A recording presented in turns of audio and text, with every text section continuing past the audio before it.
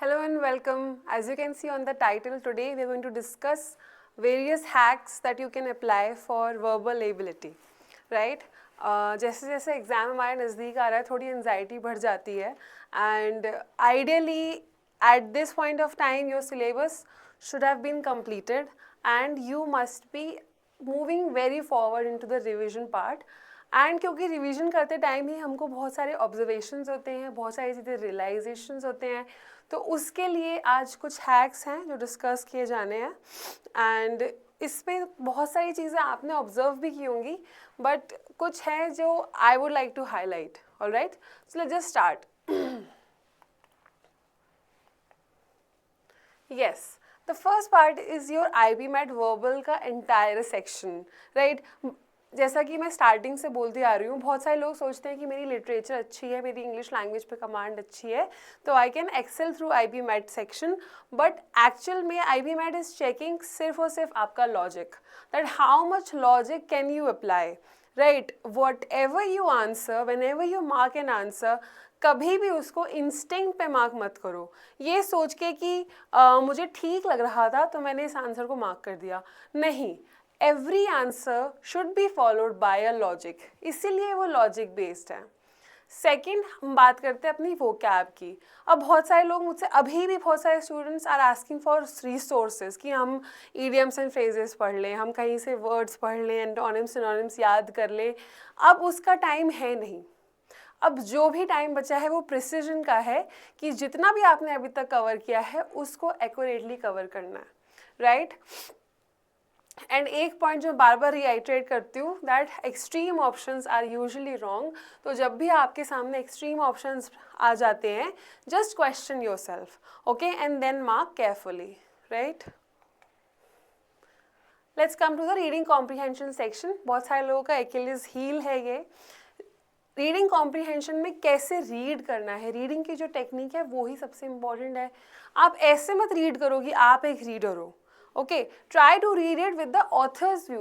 What the author was trying to say, what the author is trying to imply, what is the main idea of the passage, right? And keep on tracking opinion shifts. How that right now author was making this statement, but suddenly author has shifted his opinion, his or her opinion. So you have to keep on noticing those slight changes. You have to keep on noticing change in tone. Then you have to extremely be careful during the conclusion paragraph, because often the entire conclusion is present in the last passage or second last line. So that you have to keep in mind. Then, as always, I keep on telling extreme word trap. Whenever you see words like always, never, completely, all, entirely, perfectly, never, almost, all of these words, whenever you see these, do not get confused, okay. There's a high chance that that option is incorrect and you have to think twice before answering it. IB-MAT prefers qualified ideas.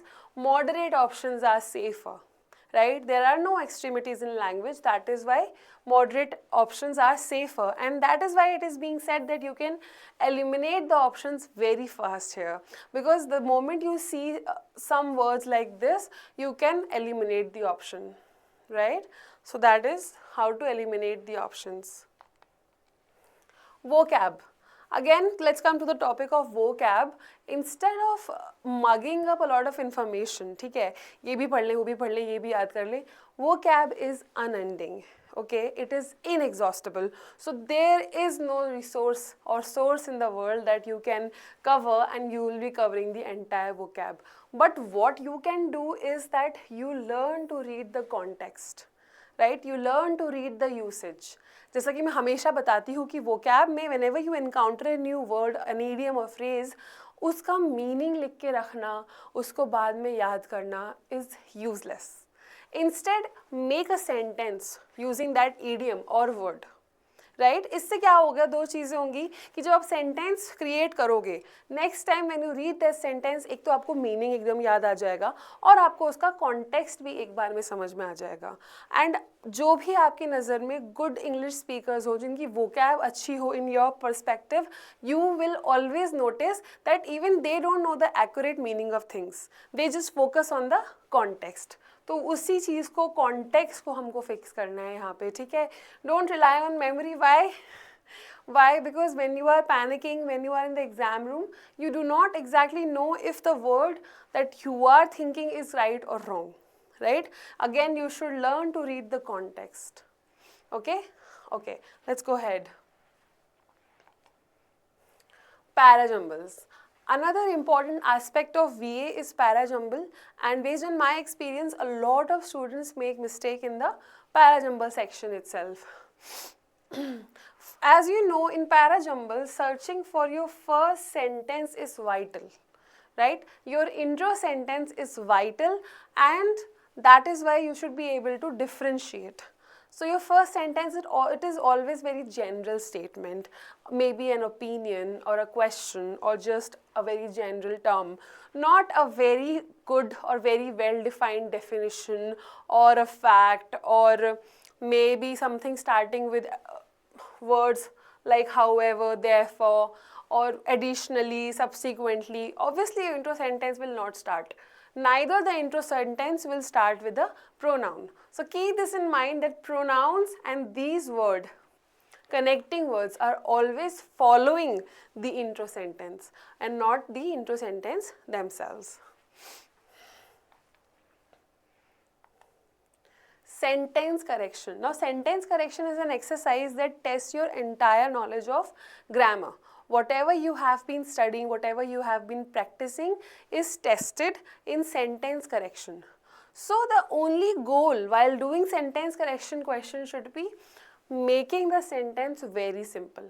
Okay, once all your grammar rules are followed, once all the anomalies have been removed, the option that you will select will be the most simplest one, right? Our purpose is to make things clear and simple and not very wordy, right? So that is what you have to keep in mind while selecting sentence correction answers. Yes. Parallelism. Basically parallelism is a feature that a lot of you miss out on. ठीक है, मैंने देखा है कि parallelism हम सोचते हैं कि verb form मैच हो गई तो बस सब ठीक है. ऐसा नहीं है. Parallelism में आप even जो adjective यूज़ कर रहे हो, type of adjective यूज़ कर रहे हो, comparative degree है, superlative degree है या base form of adjective है, वो तक parallelism में importance carry करता है. So if there are lists somewhere, so उनका स्ट्रक्चर मैच होना चाहिए, सेम सब amount of subject and helping verb आना चाहिए, उसमें वर्ब के सेम फॉर्म्स आने चाहिए, जैसे कि यहाँ पे सेम वर्ब और नाउन फॉर्म आना चाहिए. बहुत कॉमन है और जहाँ पे तुम्हें दिखेगी पैरेललिज्म तो है ही नहीं इस ऑप्शन में, फटाफट से इसको एलिमिनेट कर देना है, राइट? आते हैं अब हमारे क्रिटिकल रीजनिंग पे. क्रिटिकल रीजनिंग बहुत सारे लोगों की वीकनेस होती है, या तो स्टूडेंट्स टोटली स्किप कर देते हैं या फिर इसमें बहुत सारी गलतियां करके आ जाते हैं. तो यहाँ पे हम देखेंगे दो चीज़ें, एक तो कंक्लूजन एंड एक अजम्पशन बहुत इंपॉर्टेंट है क्रिटिकल रीजनिंग के पर्सपेक्टिव से. कंक्लूजन निकालना मतलब कंक्लूजन हमारा मेन एम है, मेन क्लेम है, मेन आर्ग्यूमेंट है उस क्वेश्चन का, उस सिचुएशन का, ठीक है. उसके लिए तुम्हें कोई बैकग्राउंड जो दे रहा है, वो जो फैक्ट्स आपको गिवन है या कोई एग्जाम्पल्स या कोई स्टैटिस्टिक्स गिवन है, उसको सपोर्ट करने के लिए वो हमारा कंक्लूजन कभी नहीं हो सकता. कंक्लूजन हमारा बेसिकली रिजल्ट होगा जो भी बैकग्राउंड और एग्जाम्पल्स आपको दिए गए हैं उसका. Now coming to your assumption, assumption is basically the missing link between what? Your conclusion and the background or the facts that are being given to you. ठीक है, तो assumption basically supports the conclusion and assumption is based on facts. तो अगर assumption को incorrect बताने से conclusion fail हो रहा है, ठीक है, अगर assumption की वजह से conclusion supported हो रहा है, that means वो accurate है, right? Assumption वो ही आएगा जो हमारे conclusion को support करे और it is based on the facts that have been supplied in the question. ठीक है, तो ये तो हमारे क्रिटिकल रीजनिंग की बात हो गई. Lastly time management. पूरा खेल तो टाइम मैनेजमेंट का ही है एग्ज़ाम में, राइट? तो यूजुअली हमें एडवाइस किया जाता है कि जो हमारा VARC सेक्शन है क्योंकि सेक्शनल टाइमिंग भी है हमारे पास, तो VRC के जितने भी ओवरऑल क्वेश्चंस हमारे पास आए हैं 45 क्वेश्चंस, उसमें हम फर्स्ट ऑफ ऑल सबसे पहले वो क्वेश्चंस करेंगे जो ईजीएस्ट हो, जो देखते ही तुम्हें आंसर समझ में आ जा रहे हैं, ठीक है। जैसे तुम सबसे पहले लगा सकते हो fill in the blank solve कर सकते हो, क्लोज टेस्ट सॉल्व कर सकते हो, और एंटोनिम सिनोनिम्स का कोई क्वेश्चन आ जाए तो वो you can do, para completion para summary you can do, ये सारे सिंपल क्वेश्चंस हैं, राइट। सेंटेंस करेक्शन आइडेंटिफिकेशन भी एक बार में किया जा सकता है फर्स्ट राउंड में। फिर आते हैं हम सेकेंड राउंड में, जहाँ पे थिंकिंग करनी होती है हमें, जैसे हमें RC रीड करना है बहुत ज़्यादा, पैरा जंबल कोई डिफ़िकल्ट क्वेश्चन है उसको रीअरेंज करना है, ये आते हैं राउंड 2 में क्वेश्चंस होते हैं। ये भी वही क्वेश्चंस हम पिक करेंगे जिनको लेके हम एक्सट्रीमली श्योर हैं, ठीक है। जब 2 राउंड हो जाएंगे उसके बाद हम देखेंगे कि शायद टाइम बचे तो हम ट्राई कर सके वो क्वेश्चंस जो हमने स्टार्टिंग में स्किप किए थे, राइट। लेकिन कहीं पे भी स्टक नहीं होना है एक क्वेश्चन पे।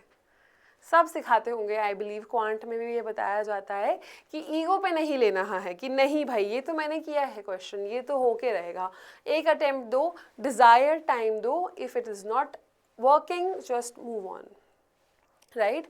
Because ultimately your accuracy matters more than your attempts, है ना। It is not important that you attempt all 45 questions. What is important is that whatever number you are attempting, it should have a greater accuracy, right? इसलिए ये advice दी जाती है. Okay. Lastly, my 2 cents, like all of our videos, IPMAT rewards thinkers, not dictionary readers. जैसा कि मैंने vocab के लिए बताया कि मीनिंग्स याद करने से, चीज़ें रटने से, ट्रिक्स और टेक्निक्स और स्ट्रैटेजीज रटने से कुछ नहीं होगा। लॉजिक जो फॉलो करेगा, चीज़ें थिंक करेगा और लॉजिक फॉलो करेगा, उसको ही एंड में पेपर सॉल्व करने में हेल्प मिलेगी। तो ये था आज का video. I hope these hacks और small techniques help you in your exam, and if you have any doubts you can just mention in the comments. Thank you so much.